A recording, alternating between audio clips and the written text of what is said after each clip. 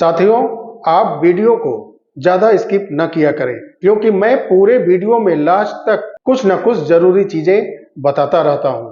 तो आप ज्यादा स्किप न करें, छोटा छोटा स्किप करके आप पूरे वीडियो को वॉच जरूर करें, देखें जरूर। साथियों नमस्कार। 23 जुलाई 2023 को सहकारिता मंत्रालय के देखरेख में एक सीआरसीएस पोर्टल लॉन्च किया गया था माननीय सुप्रीम कोर्ट के आदेश पर, और माननीय सुप्रीम कोर्ट के ही आदेश पर 5,000 करोड़ रुपए सहारा सेवी खाते से सरकार को स्वीकृत किया गया था आम निवेशकों को रिफंड करने के लिए।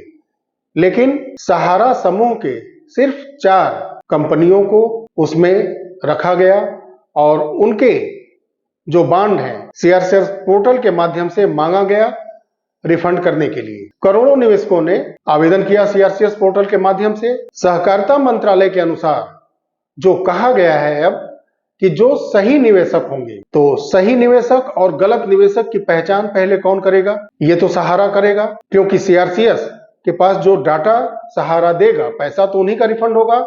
और सहकारिता मंत्रालय की तरफ से ये कहा गया है कि जो सही निवेशक होंगे उनका पैसा वापस किया जाएगा। ऐसे सही निवेशक उनके नजर के हिसाब से जो करोड़ों निवेशकों ने आवेदन किया था, उनमें से 4,29,000 लोगों का पैसा, लगभग 370 करोड़ रुपए जो 10,000 के रूप में पहले दिया गया था, वो पोर्टल के माध्यम से दिया गया। ये सहकारिता मंत्रालय का कहना है। तो पहले तो मैं सही और गलत पे चर्चा करूंगा कि इसका क्लियरिफिकेशन कौन करेगा, क्योंकि सीआरसीएस के पास जो डाटा है उसमें तमाम डेफिशिएंसी आई हैं और सहारा ने वो डाटा सीआरसीएस को नहीं दिया। जो सहकारिता मंत्रालय का कहना है, सीआरसीएस पोर्टल का कहना है कि जब सीआरसीएस के पास वो डाटा मौजूद नहीं है तो डेफिशिएंसी एरर कंप्लीट नहीं होगा, जो उसमें कमियां हैं वो सही नहीं की जा सकती।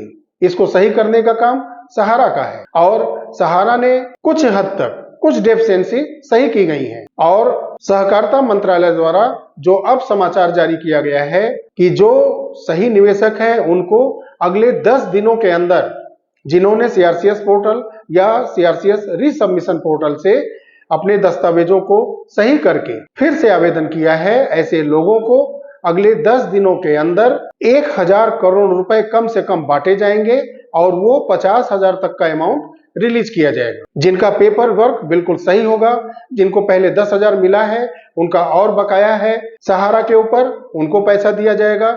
जिनका डेफिशिएंसी एरर आया था, उन्होंने अपने दस्तावेजों को सही करके फिर से अपलोड किया है, अगर उनका पेपर वर्क सही है तो उनको भी 50,000 रुपए अगले 10 दिन के अंदर रिलीज किए जाएंगे। ऐसा सहकारिता मंत्रालय की तरफ से आदेश है। तो क्या ये जो सही और गलत है, इसको कौन सही करेगा? जो गलत दस्तावेज सीआरसीएस ने माना है, मुझे क्या लगता है, मैं अपने तरफ से कुछ तथ्य रखना चाहता हूं इसके मामले में। क्या कुछ निवेशक जिन्होंने कैश के रूप में सहारा के अंदर पिछले कुछ वर्षों के अंदर जमा किया है और उनके पास जो बॉन्ड है या पासबुक है वो सही है, यानी जो कैश में डिपॉजिट किए हैं, जिनका पूरा डाटा मंथ वाइज उपलब्ध है, क्या उनका मैच कर रहा है? बिल्कुल उनका पैसा रिफंड सीआरसीएस के माध्यम से होगा, वो सही है। गलत कौन हो सकता है? क्या जो कन्वर्जन का बॉन्ड है, जो कन्वर्जन किया गया है सहारा रियल एस्टेट और सहारा हाउसिंग का जो प्लान था, क्यों साहब का तो सीआरसीएस पे है ही नहीं, तो उनको तो बिल्कुल फिलहाल हटा दिया जाए। जिन 4 समूहों का आवेदन सीआरसीएस के माध्यम से लिया जा रहा है, तो क्या उनको गलत साबित करने की कोशिश है या उनका डाटा मौजूद नहीं है?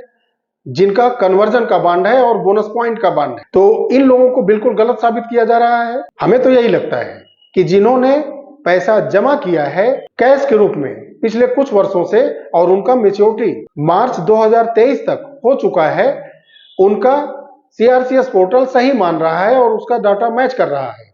और जिनका कन्वर्जन बॉन्ड है हाथ में, उनका वो गलत मान रहे हैं, उनका डेफिशिएंसी आ रहा है। और उनमें से कुछ लोग अगर सही करा चुके हैं, जिनका कि नेम मिसमैच था, बैंक अकाउंट डिटेल और आधार पे नेम मिसमैच था, बॉन्ड पे नेम मिसमैच था, ऐसे लोग अगर कुछ लोग सही करा करके अपलोड किए हैं, उनका पैसा 50,000 तक अगले 10 दिनों के अंदर आ जाएगा। ऐसा सहकारिता मंत्रालय की तरफ से आदेश आ चुका है। लेकिन सही और गलत का मैंने एक अपनी तरफ से ओपिनियन रखा, तथ्य रखा आपके सामने।